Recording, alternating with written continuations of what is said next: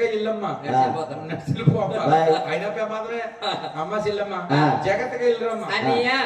నేను కాశీ అంటే వెళ్తున్నాను కానీ ఆవుని దొండ పూర్తిగా తెలియదనియా ఏంటమ్మా పూర్తిగా తెలియదు నీకు పూర్తిగా అమ్మట్లేదా కాశీ వెళ్తున్నాను కదా వెళ్తున్నాం నా ఆవు దూడ కూడా కాశీ వెళ్ళొచ్చేలాగా చింతాగంత సిక్కిన మళ్ళీ మొక్కంత తరిగిన నీ పువ్వు బంగారం నీకు ఇవ్వకుండా ఆవుని దూడ తొలిపోతాడు నీ ఓ నువ్వు చాలా తెలివైంది అమ్మ సిల్లమ్మ నీ ఆవుని ఏం చేస్తానో తెలుసా శుభ్రంగా నీ ఆవుని కట్టేసి ముట్టెనకాల గడ్డేసి ముట్టెనకాల గడ్డేసి తెగమే పెడతా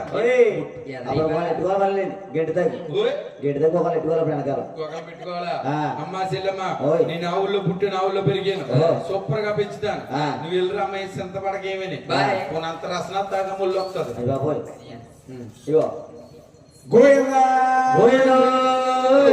ఆనాడు గొల్లవారబ్బాయి శుక్రమ దగ్గర ఆవుని దోదుకుని శాస్త్రి పర్వతమమ్మ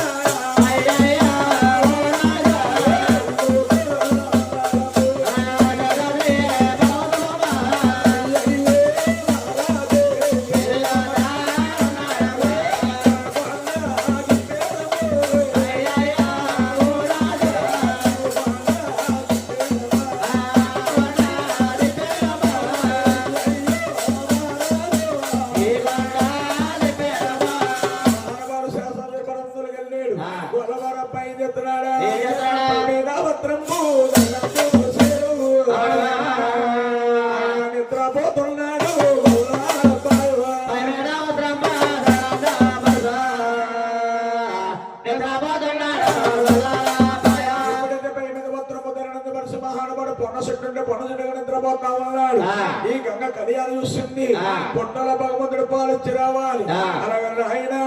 ఈ కవిడ పొలాలు ఏం చేస్తుందా